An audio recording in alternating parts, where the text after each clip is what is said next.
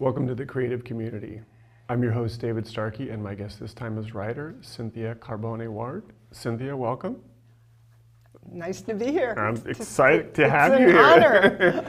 So if people in Santa Barbara and environs will know your work, if they may not know you just yet, but they're going to after our half hour together, you've been writing for a while. I have. The truth is I've been writing since I was a little girl. I always had that impulse to write things down, journal entries, and it's something, I'm a former middle school teacher, and it's something I always tell my students to just write. It's a form of time travel. Right. You'll always be glad you did. Right. But in Santa Barbara, I started writing and sending pieces to the Santa Barbara Independent back in the 90s, and they've always been very responsive to that. I was involved in the South Coast Writing Project at UCSB, and that's a program where they really emphasize, if you're going to teach writing, write. Be a writer. Yeah. And gradually I began to think of myself as a writer. I own that title. I do. Absolutely. Yeah, and I've published a book, a handbook for teachers on the teaching of writing, and 3 self-published books of essays. And I've had, I like to think I'm famous in a tiny little world, and I'm happy with that. It's good enough, right. You know. I love the experience of sharing with my community. I think people who know your writing are like, woo, yeah, you know. And I think that as someone who's read a good bit of your work, I would say it's personal, sometimes intensely personal. It's really vivid, it's imagistic, and it's concerned with style, but not in a showy way. I mean, I get the feeling that your sentences are well crafted, well thought out, but you're not trying to like impress me by using a bunch of. You did use what's the word? Pulchritude in what? Yeah, pulchritude. I love that word. Yes. I was like, I gotta look that up. I barely remember what it is. That's a classy word. That's a classy word, yeah. Yeah, well, there were a couple things you said there that I wanted to snag on. Personal. Yes, my writing is personal. Once someone I know said, "Oh, I just read your book. I found it lying on a boat or something." Okay, thank you.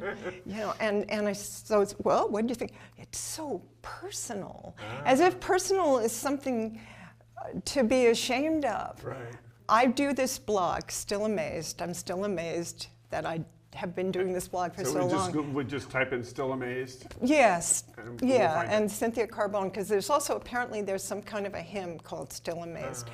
But anyway, I get responses from people who read this blog, and they not only do they appreciate the personal, but it opens things up in them. I think the personal is universal. I have had so many wonderful, positive correspondence with people who appreciate that. So you're writing about something that just very specifically happened to you, and yet somehow it resonates with them. Completely. You know, we're all sharing this, and I like to think of it as Naomi, the poet, Naomi Shihab, she says, it's like, I write poems, it's like putting lights in the window. That's how I feel my blog is a light, a little light in the window. Maybe some people read it, and it's like sending out a message in a bottle. You never know who really reads it, but once in a while, yeah. So yes, my writing is personal. Let me hold on a little bit on just the concept of blog, because 20 years ago when you started, I had a blog. A lot of people started blogging, and then they did other things. They're probably just doing Instagram posts now or whatever. Yeah. But a blog is a serious commitment, and it's a kind of giant book in a way, isn't it? Totally. Yeah. Are you in contact with other bloggers, or do you ever think about the fact? In fact, it mystifies me. I know people who started blogs, and all of a sudden they have like hundreds of people following them, and I don't know. Yeah. I don't know how to promote myself, and nor do I really want to.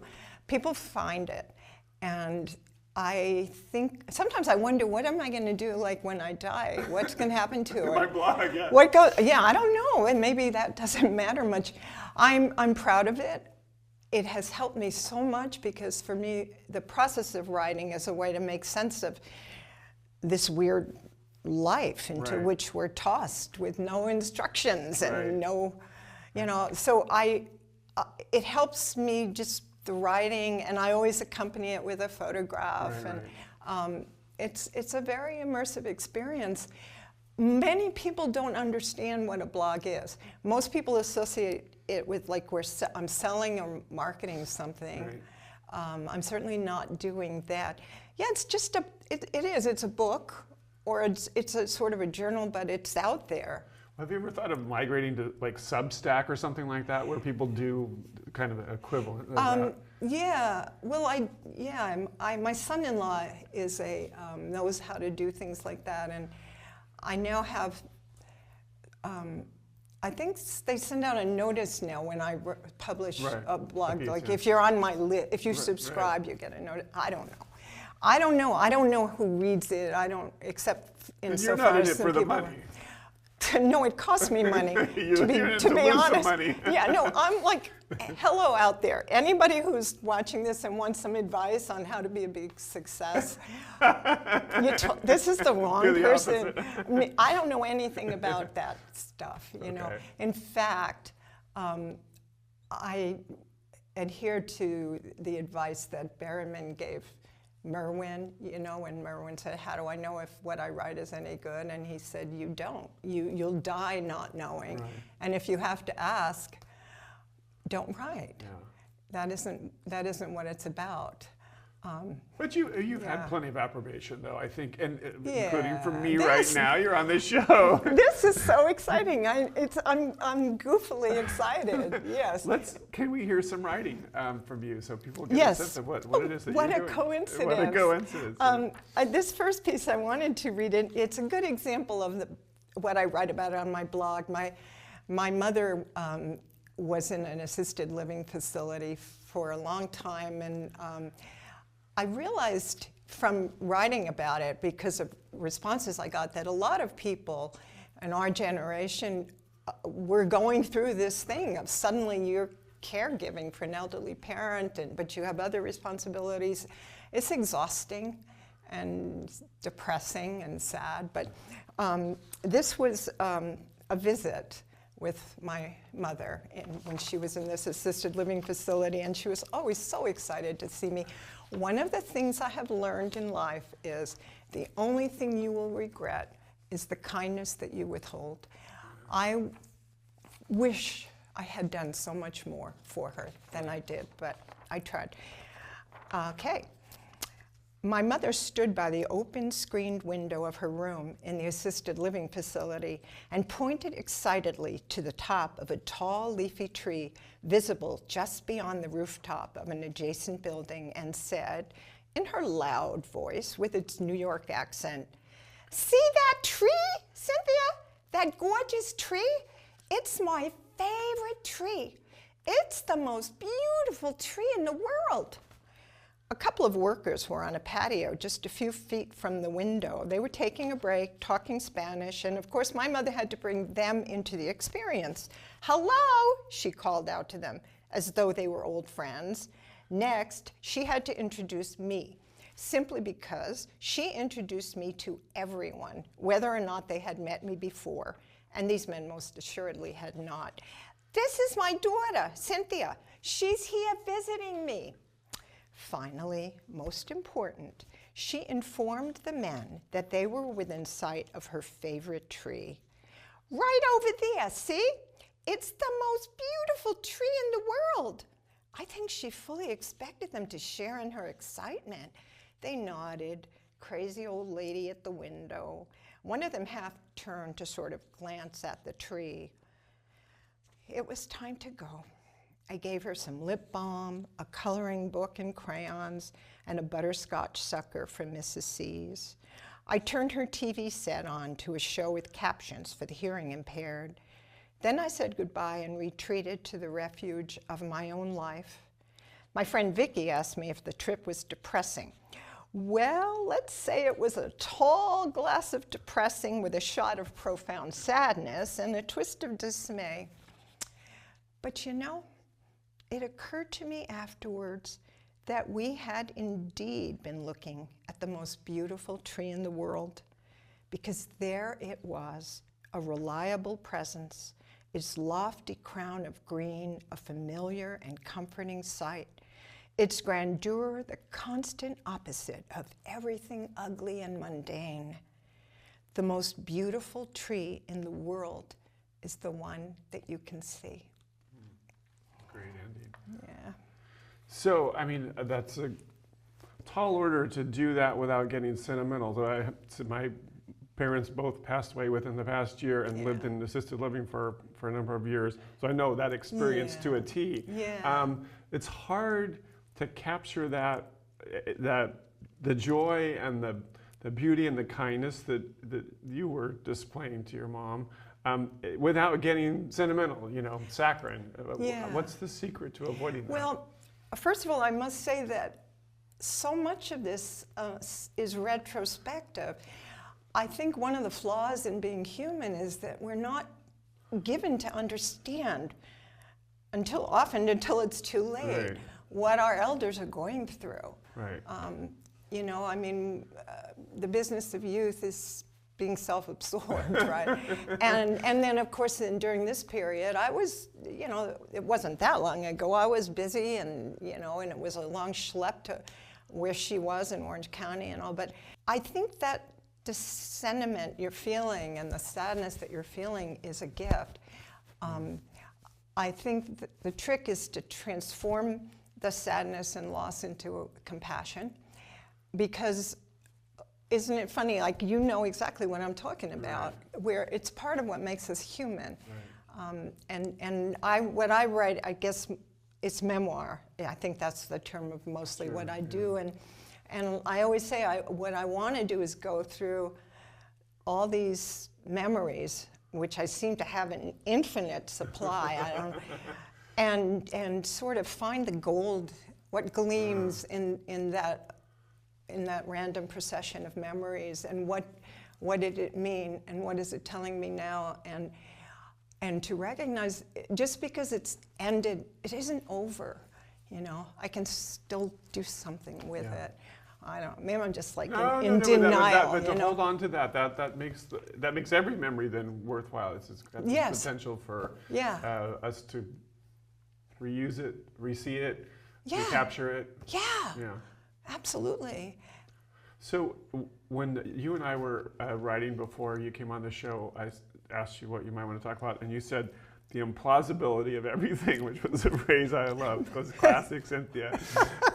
But you were specifically talking about how you got from New York to your life on Hollister Ranch. So can you give us the thumbnail version of how that happened? And I was specifically thinking of that, but in fact, it covers everything. Right, I mean, I'm not kidding. I think it was John O'Donohue, he said it, it's strange to be here. The mystery never leaves us. And that's how I feel. Like I just can't believe anything. I'm so amazed. That's why my blog is called Still Amazed. But yes, I grew up, my childhood was spent in Brooklyn, New York, on Coney Island Avenue. I come from as I always say, I come from love and good intentions, and a lot of discord and tragedy. And I went through this long period. We moved to Long Island, and then I left home. I got married. I thought that was a way out. And I traveled on Greyhound buses. I'll read that. Anyway, my life was a mess, and that's one reason I think I'm a good influence on young people, because if you're in your 20s and even your early 30s and you feel like your life isn't going anywhere and you're kind of a mess, please trust me, it gets better. Don't lose perspective. So in, I guess it was the early 80s, I just literally packed my stuff into a car. I decided I was going to go to California. I'd been living in Syracuse. And I packed my things into an old Buick with vinyl roof that, you know, Yeah. tattered like sails in the wind, and I had my match luggage was hefty trash bags. And I had a friend in Phoenix, and I stayed in Phoenix for a while, and I didn't like Phoenix. I did not rise from the ashes in Phoenix. And then eventually I came to California, and I met the man, Monty, who's my husband now, but I don't know, everything just sort of gradually fell into place, and there was a series of serendipities and coincidences, and here I am 40 years later, and I'm living on a cattle ranch. A beautiful cattle ranch. Very nice. It's a beautiful place. It's a landscape that's really shaped my soul in so many ways, and it's that whole Gaviota Coast, working to preserve and protect it. Yeah. But yeah, how could this girl from Brooklyn be living in a place where, you know, we grow macadamia nuts, and I look out and I see cattle grazing on the Golden Hills, and we now have 6 pond turtles.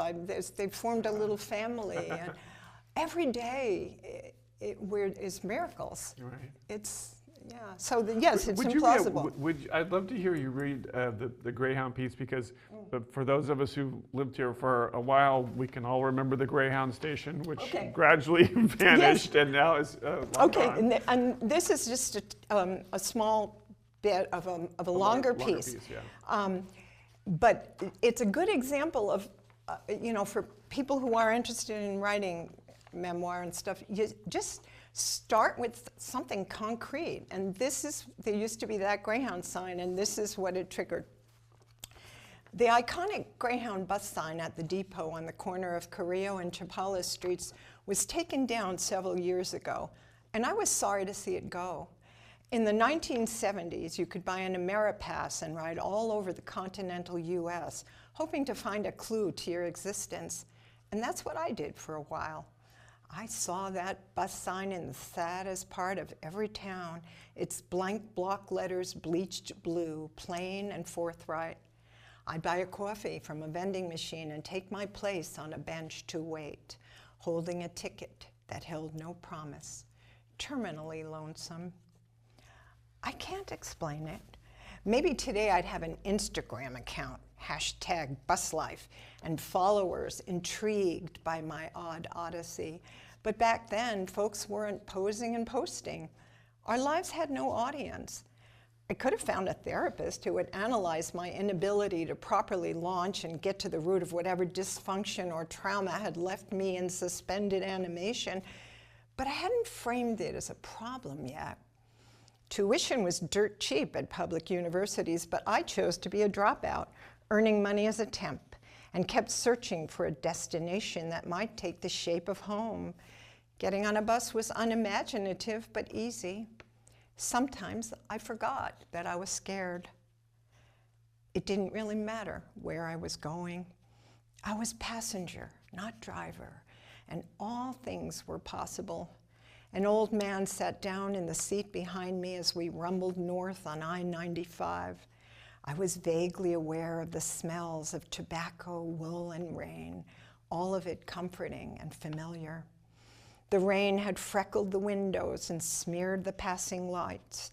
I leaned my head against the cool glass, feeling the vibration, enjoying the sense of passivity and motion. I was getting drowsy, but I loved the knowledge that even as I rested, I was moving.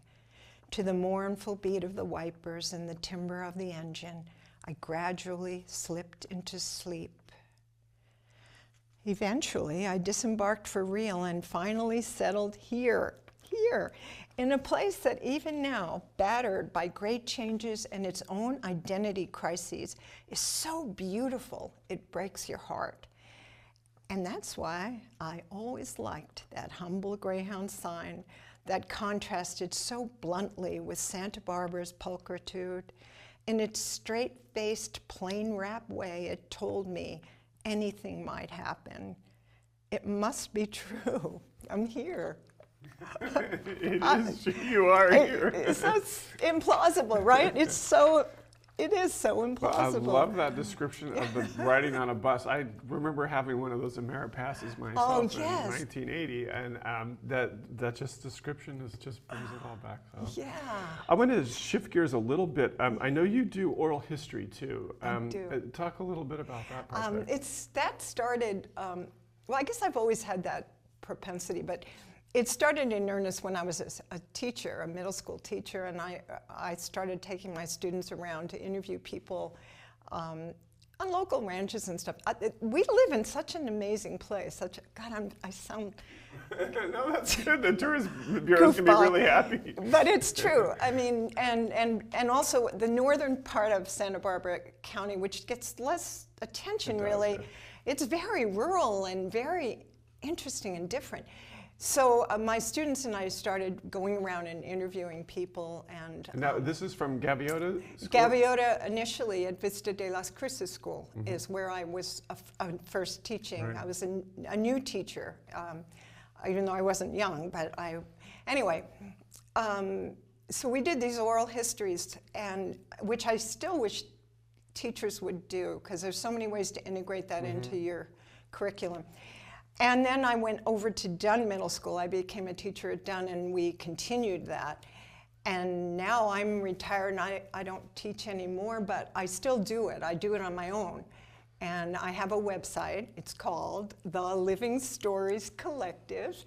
And you can read those interviews. And there's some audio clips that really keep a person alive to hear the sound. Many of the people we interviewed are now deceased. And it's just such a precious thing.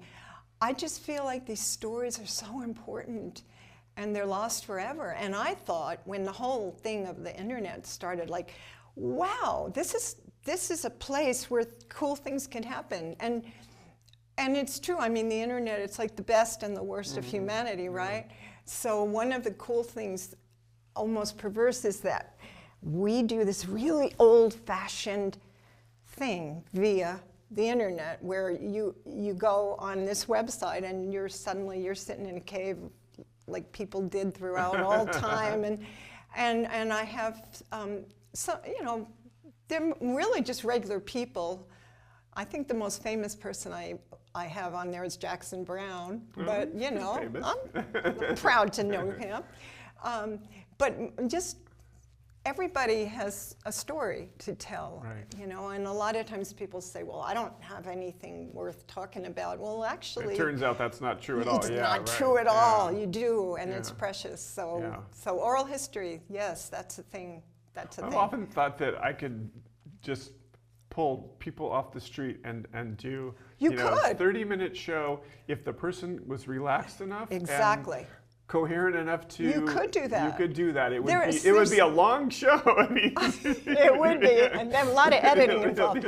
But you know, there is someone I think in New York who does that. Right. And has got a book. He takes a photograph and he talks to people. Yeah, it's all out there. There's no shortage of material. Do you want to read? No, I had a thought.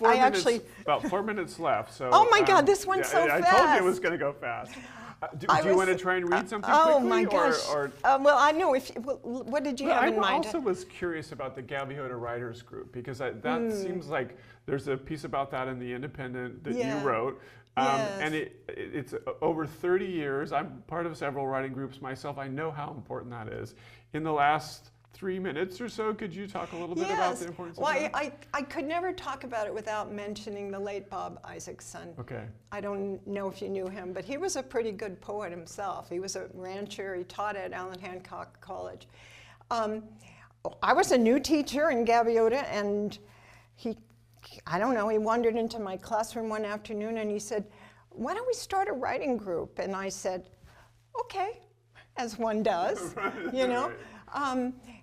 And we just had this idea that there might be other people like us who, with that impulse to write and to share, and we just did it.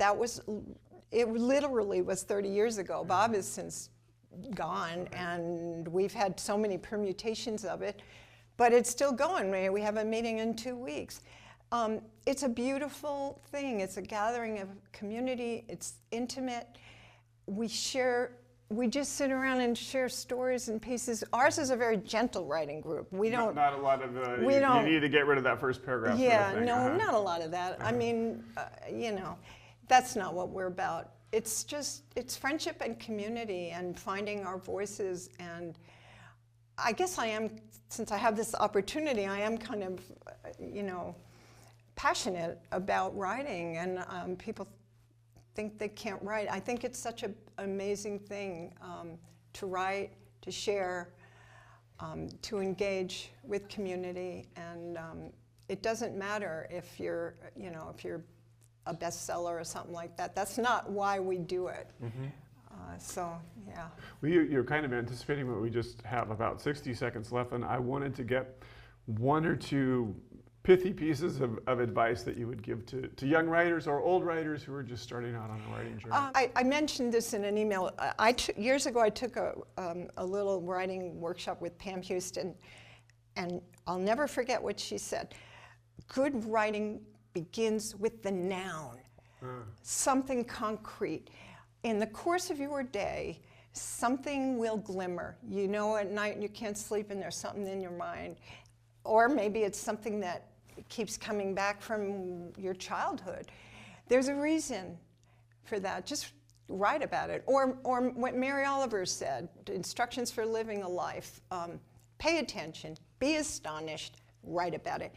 Just do it, or what Patricia Hempel, I write as a pilgrim. I don't write because I know what I want to say. I write to discover what I have to say. Just don't be intimidated by it. Just do it. Just write. That's a beautiful way for us to end our interview. That went so fast. Thank you so much, Cynthia. Thank you so much. It's been exciting. The Creative Community is a co-production of TVSB in Santa Barbara and CAPS Media in Ventura.